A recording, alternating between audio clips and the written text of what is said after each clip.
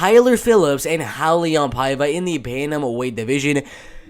Kyler Phillips, in his last fight with Song Yadong, looked like an absolute beast. He's only 26 years old, same height right there, and a little bit of a reach advantage right there.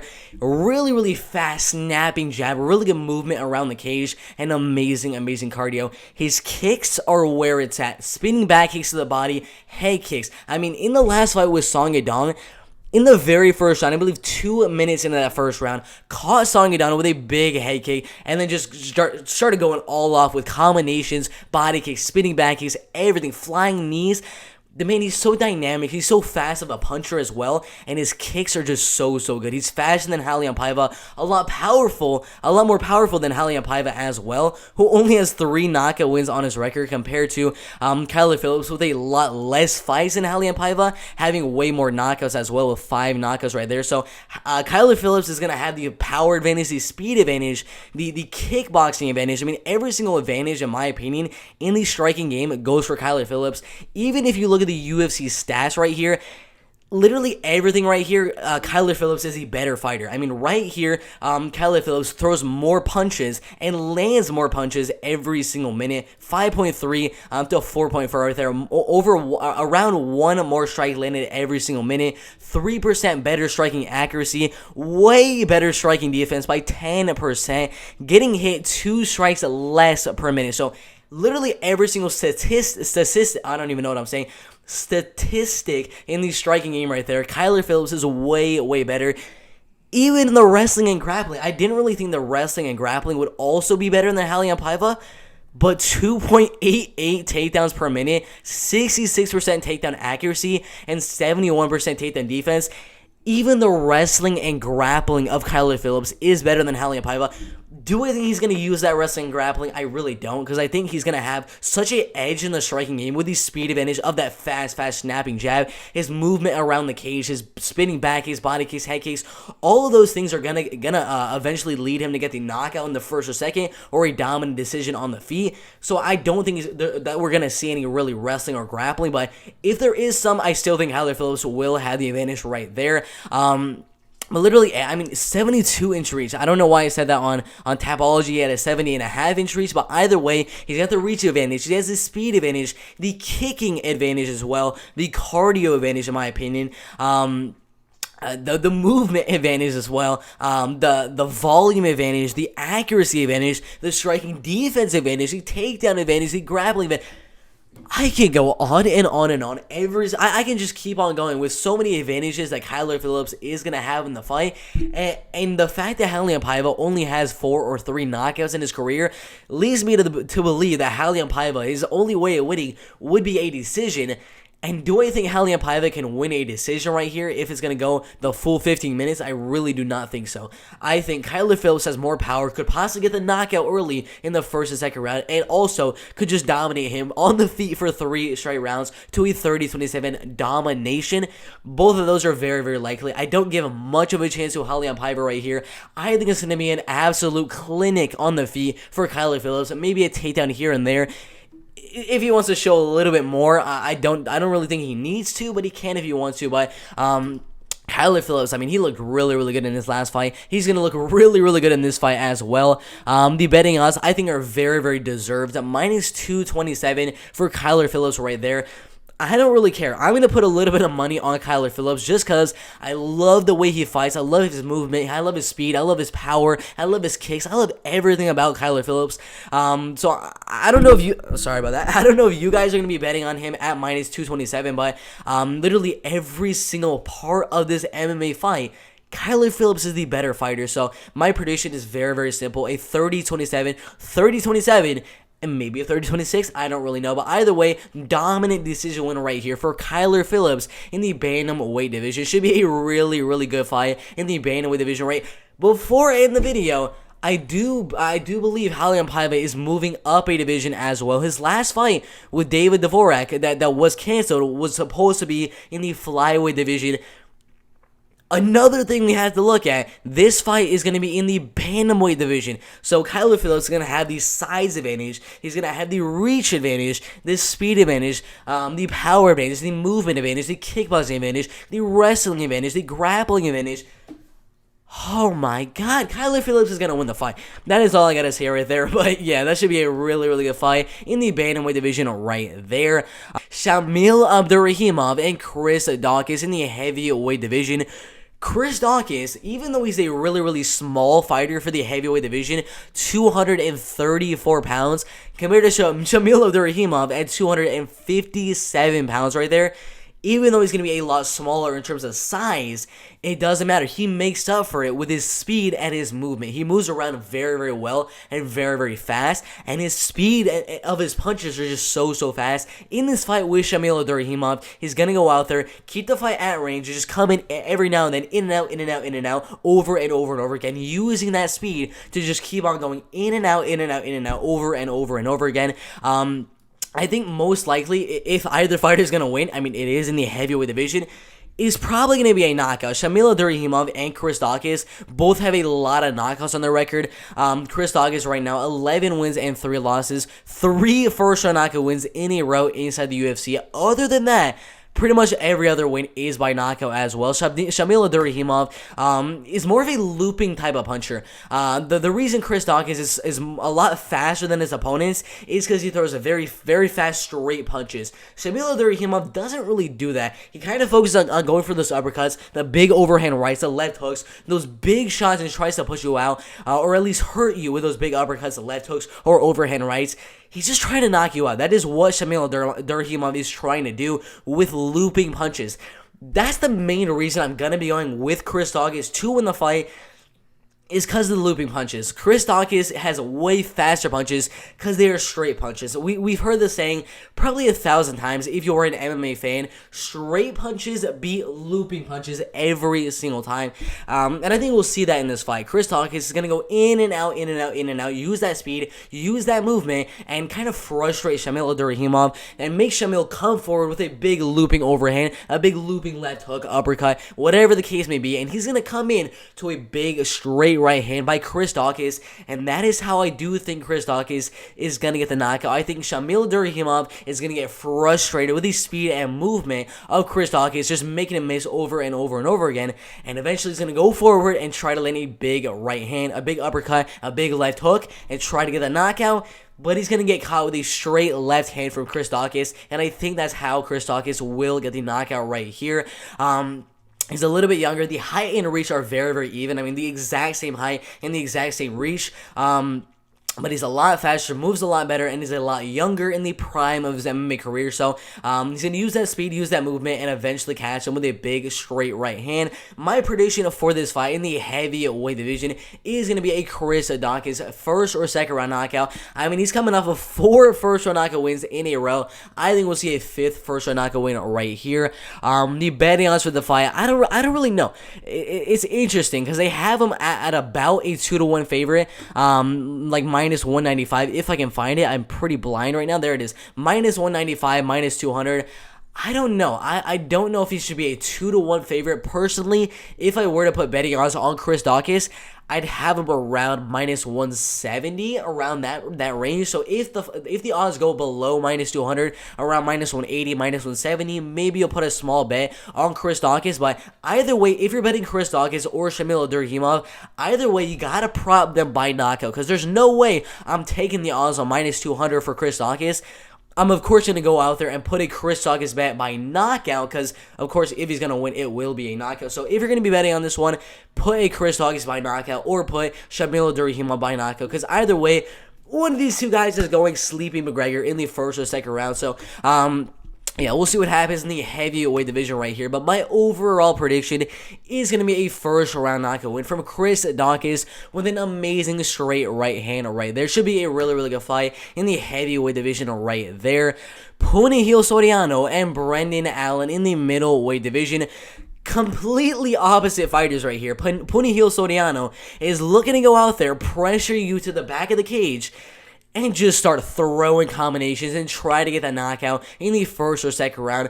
Brendan Allen is just going out there for takedown after takedown after takedown. You looking to go out there and wrestle and grapple for 3 straight rounds to a dominant decision, or getting a heel hook, a rear naked, an arm triangle, get some sort of submission on the ground. Either a dominant grappling win or a submission in the first or second round. But both guys are completely opposite in how they're looking to win the fights. Brendan Allen needs the fight to hit the ground, and Punihl needs the fight to stay on the feet. And the one thing I don't like about Brendan Allen, he takes a while to go for his takedowns. In the fight with Sean Strickland right there, in that second round, he did not go for the takedown. I don't know why. I just really don't know why. Sean Strickland backed him up to the cage and knocked him out in that second round. He did not go for the takedown. He needs to go for the takedown if he wants to win the fight. If he does not go for the takedown, Punihl Soriano is going to knock him out, because Puna is a lot more powerful than Sean Strickland is, and he's going to knock you out. So Punihl just needs to back Brendan Allen to the back of the cage and just start throwing combinations and knock him out. Brendan Allen needs to keep to the back of the cage and go for a double leg takedown immediately in the first 20, 30 seconds, whatever the case may be. He needs to be going for takedowns. He needs to go out there and grind a decision or get a submission win in the first or second round. But I don't know. That fight with Sean Strickland really worries me, just because he did not go for the take. I don't know why.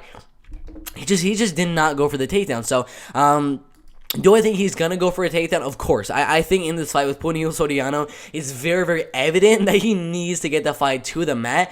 And if you look at the UFC stats on let's see if I can find it. I'm pretty blind, but if you look at Punihl Soriano's takedown defense, it is 0%, which does really worry me, but never mind. I'm looking right here. He hasn't been taken down once in the UFC. It's 0% because no one's attempted a takedown on him yet.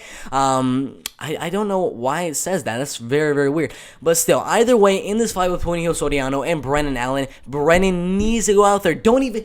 Don't let 30 seconds pass by before you go for a takedown. If you don't go for a takedown, you're going to get knocked out. That's why this fight is a 50-50 fight on the odds right here. The betting odds are plus 100 for Brendan Allen and then minus 115 for Punihl Soriano right there. Very 50-50. Either way, if you're going to be betting on Punihl Soriano, you gotta put him on a prop bet by knockout. If you're betting on Brendan Allen, I'd probably just do a straight bet, like plus 100 right there. Because you never know if he's gonna win a dominant decision or if he's gonna get another heel hook or rear naked or something like that. So I really wouldn't recommend doing a prop bet on Brendan Allen right there. But it's a really interesting fight in the middleweight division. It's gonna come down to, does Brendan Allen go for the takedown soon enough before Punihl Soriano lands that combination and knocks him out in the first round?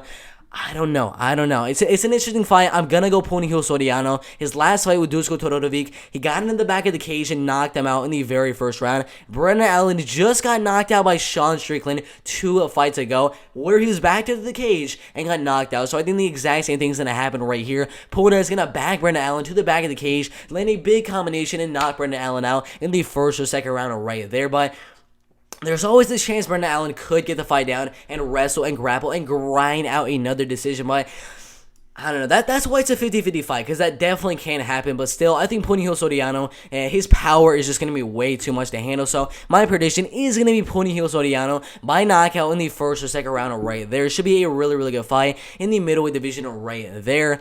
Adrian Yanez and Randy Costa in the bantamweight division. Before I even say anything, Adrian Yanez does not have a nickname yet. I really don't know why. His nickname should be Mini Jorge Masvidal. If you look at how he fights, his boxing is very similar to that of Jorge Masvidal, the BMF holder. Beat Nate Diaz, fought Kamaru Usman twice, beat Darren Till, beat all these guys in the welterweight division. Adrian Yanez's boxing looks very similar to that. So if I would have to put a nickname on Adrian Yanez, it'd probably be Mini Masvidal or Bantamweight, something with Masvidal in it, because his striking really resembles that of Masvidal. He's only 27 and a half years old, a little bit smaller than Randy Costa, a little bit less in the reach department than Randy Costa as well. But a lot of power. I mean, his head kicks, his flying knees, his counter rights right there. I mean, his striking is amazing. I mean, out of his wins, 8 knockout wins, 2 submission wins, and 3 decision wins right there. Lots and lots of knockouts. Randy Costa, every single win is a knockout win. 6 wins and 1 loss. Let's see right here. 6 knockout wins, every single one in the very first round. 11 seconds, a minute 11 seconds, 42 seconds, 46 seconds, 41 seconds, and 2 minutes and 15 seconds. His only loss was the only fight that went past the first round. So we'll see what happens right here. But both guys have a lot of power in their hands and in their feet with Randy Costa with 2 head kick knockout wins in the first round right there against Journey Newsome and then Kenny Lewis right there. So in this fight with Randy Costa and Adrian Yanez, Adrian needs to close the distance due to the height and reach disadvantage. Get the fight where Randy Costa's back is in the cage, because he's a lot more powerful in terms of boxing. He's a lot faster, throws a lot faster combinations as well. So he needs to back Randy Costa up against the cage and just start throwing combinations and trying to knock him out. Randy Costa needs to keep the fight at range and uses a little bit better kickboxing to leg kick, body kick, head kick, everything like that, and keep the fight at range. Probably, if Randy Costa does win the fight, I do think it's going to be a decision. Most people, after getting 6 first-round knockout wins already in his career so far, a lot of people would think if he wins the fight, it would be by knockout, but Adrian Yanez is just such a savage. I don't think he's going to get put down by a knockout. So I think this fight, if Randy Costa wins, would probably be a 29-28 decision. Just him keeping the fight at range and just kickboxing with Adrian Yanez for 3 straight rounds. If Adrian Yanez were to win the fight, I think he'd just close the distance, get Randy to the back of the cage, and just start throwing combinations and trying to knock him out, and probably going to get the knockout. I mean, if Adrian Yanez wins the fight, I think it would be a knockout win right there.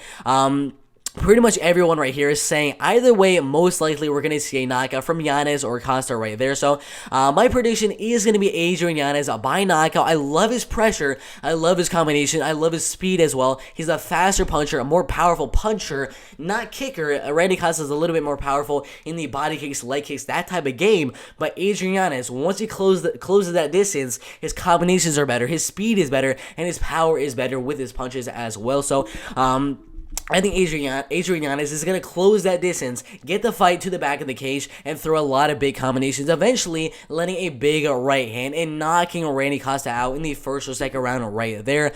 It should be a really, really good fight in the bantamweight division. The betting odds, I think, are very, very on point, minus 165 and then plus 161 right there. I think the odds are right where they should be, to be honest. But it's an interesting fight. I think Adrian Yanez he is definitely a mini Jorge Masvidal with the way his boxing is. It's just so crisp, so fast, really good combinations as well. So I think we got a little bit of a rising star in the bantamweight division in the making right here in Adrian Yanez. But we'll see what happens in this bantamweight fight. Adrian Yanez and Randy Costa. My prediction: Adrian Yanez by first or second round knockout. Should be a really, really good fight in the bantamweight division right there. Aspen Ladd and Macy Chiasson in the bantamweight division. Macy Chiasson, the 11th best bantamweight in the world, 7 wins and 1 loss. Aspen Ladd, 9 wins and 1 loss, only to Jermaine Durandamy. It was a pretty bad loss, yes. I mean, you look at the fight, 16 seconds in the very first round, getting knocked out by the number 1 bantamweight contender. It's the number 1 bantamweight contender, but still you got knocked out in 16 seconds. So, I don't know about the striking of Aspen Ladd, especially when you look at the height and reach of Macy Chiasson. It is just absolutely insane. She's in the prime of her MMA career, 5'11" tall, 72-inch reach, 6-inch reach advantage, and a 5-inch height advantage. Of course, Macy Chiasson, if she's gonna win the fight, keep the fight at range. Jab, jab, jab, leg kick, jab, jab, jab, leg kick, jab, jab, jab, leg kick. A little bit of straight right hands as well, but that's just what Macy Chiasson needs to do. If you have that big of a height and reach advantage, that's what you're going to have to do. I think she is probably the tallest fighter in the women's bantamweight division, if I'm not mistaken. I'm not too sure about that, though, but she's very tall, very, very lengthy. But Aspen Ladd, we all know exactly what she's going to try to do. 9 wins and 1 loss. You look right here, first round a ground and pound knockout win, second round armbar submission win, third round a ground and pound, second round a ground and pound, second round a ground and pound, first round a ground and pound, and then the third round, let cross 2 more ground and pound. So we know exactly what she's trying to do. Get the fight down and ground and pound the heck out of her opponent. And TKO them. That's exactly what she tries to do every single time. She's a lot smaller, a lot less in the reach department, so I don't think she's going to want to strike. I think she's going to want to close that distance, I've been saying this a lot in this main card prediction today, but get the fight to the back of the cage and then go for a single leg or double leg takedown and just dominate the fight on the ground right there. But 2.45 takedowns every single 15 minutes at 75% accuracy. Her wrestling is really, really good in my opinion. So I think Aspen Ladd is going to go out there, use that wrestling, use that grappling, and use that devastating ground and pound with 6 ground and pound knockout wins on her career so far. Absolutely insane. So I think the exact same thing is going to happen right here. Not a lot of people are saying Ladd by knockout, but in my opinion, I think we're going to see another ground and pound knockout win from Aspen Ladd in the fight right here. Should be a really, really good fight in the bantamweight division. Let's see if I can find it. The betting odds for the fight, I believe she's like a -160. -165 favorite Aspen Ladd right there, and then +150 for Macy Chiasson. Honestly, not too bad. I'm very, very curious to see the prop bets on Aspen Ladd by knockout because the odds right now are favoring the fight going all the way. But I'm honestly pretty confident that Aspen Ladd is going to get the fight down and just wear on Aspen Ladd. Get the fight inside a mount and just start raining down shots. I think she's going to get that TKO. So I'm very, very curious to see what the betting odds are going to be on a prop bet for Aspen Ladd by ground and pound TKO or just by knockout in general. But either way, Aspen Ladd is going to go out there, wrestle, grapple, and either dominate the fight for 3 straight rounds to that decision or get that ground and pound knockout win right here. Should be a really, really good fight in the bantamweight division right there. Corey Sandhagen and TJ Dillashaw in the bantamweight division. Before I even get into this prediction, TJ Dillashaw has been gone for 2.5 years. And he was doing EPO before then, so we don't know if that EPO is going to play an effect on him now, and we don't know if that ring rust, if you guys believe in ring rust or anything like that, but he's been gone for 2.5 years, so I don't know what TJ Dillashaw is going to come back and fight Corey Sandhagen right here, but TJ Dillashaw, he's a very, very good striker, pretty good wrestling as well. He's going to be a lot smaller in terms of height and in terms of reach right there for Corey Sandhagen, who's very, very tall and very, very lengthy for this bantamweight division. In the prime of his MMA career, TJ is 35.5 years old, kind of nearing the end of his pro MMA career right there as well. So Corey's going to have the age advantage, the height advantage, and the reach advantage right there. And his timing. The timing of Corey Sandhagen is what I want to talk about today. Because in the fight with Frankie Edgar, we watched that fight. It was only 45 seconds, I believe. Let's check right here. Yeah, never mind. It was way less than that. 28 seconds in the first round right there. He timed that flying knee so well. He just kept on going in and out, in and out, in and out. And eventually, he saw Frankie Edgar go for the takedown one time. And he knew, after just one takedown, he knew to time that flying knee on the next takedown of Frankie Edgar. It was such a flawless flying knee. Amazing, amazing timing and precision of Corey Sandhagen in only 28 seconds. 28 seconds, that was it for him to tie that flying knee and knock out Frankie Edgar devastatingly in the very first round. Against Marlon Moraes, he timed that wheel kick amazingly. We haven't really seen much of any other knockout wins in his career. I mean, we saw a couple wins inside of the LFA right there and in the beginning of his UFC career as well. But recently, his striking and his power in his kicks and flying knees and his timing has looked a lot better than earlier in his UFC career. So that timing, that precision, and that accuracy is what I really want to look at in this fight. TJ Dillashaw, again, is going to be a lot smaller, a lot less in the reach department, and a lot older than Corey Sandhagen is as well. So in this fight, Corey Sandhagen is going to keep the fight at range, use that height and use that reach, and he's going to make Corey Sandhagen come to him. Every single fight with Marlon Moraes and in his last fight with Frankie Edgar, he had his opponents come to him. Frankie Edgar came to him to go for the takedown. Marlon Moraes came to him to go for his combination and got wheel kick knocked out, and then Frankie Edgar got flying knee knocked out. So he's making his opponents come to him, and then he's going out there and timing a perfect flying knee, a perfect head kick, a perfect right hand, whatever the case may be. And I think that's going to happen again right here. I think he's going to get another knockout win in the first or second round. I think he's going to time another very spectacular knockout win on TJ Dillashaw. TJ is going to be a lot smaller, a lot less in the reach department, so he's going to have to close that distance to land his combinations and potentially get his own knockout. But when he's close to that distance, Corey Sandhagen is going to be timing something very, very spectacular, and I think he's going to use that and get another knockout in the first or second round right there. But you never know. You never know with TJ Dillashaw. He has not been fighting for 2.5 years.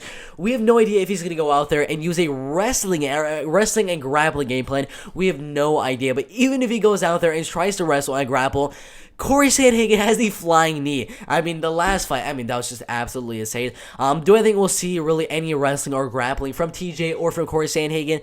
No, I really do not. I think either way, if TJ or Corey will win the fight, it's probably going to be a knockout win in the first or second round.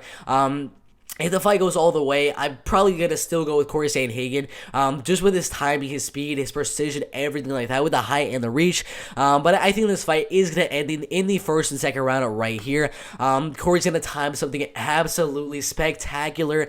I don't know what. Maybe it's a front kick, maybe it's a head kick. I really have no idea, but Corey Sandhagen is going to use that height, use that reach, make TJ come to him and land something spectacular and get the knockout in the first or second round right there. Should be a really, really good fight in the bantamweight division right there. But yeah, guys, that is my main card prediction for UFC Fight Night Sandhagen versus Dillashaw. Let's see right here. I have Corey Sandhagen winning his fight, Aspen Ladd winning her fight, Adrian Yanez winning his fight, Soriano winning his fight, Chris Daukaus winning his fight, and Kyler Phillips winning his fight right there. I know they're all favorites, but still, they're favorites for a reason, and Adrian Yanez, Aspen Ladd, Corey Sandhagen, and Soriano, Chris Daukaus, and Kyler Phillips, they all have really, really good reasons on them winning the fight, but it's going to be an amazing, amazing fight card. 14 fights on the entire fight card, 6 fights on the main card right there, but that is my main card prediction. Thank you guys for watching the video. Like the video, subscribe to the channel, and everything like that, and we'll see you in the next video. Let's go.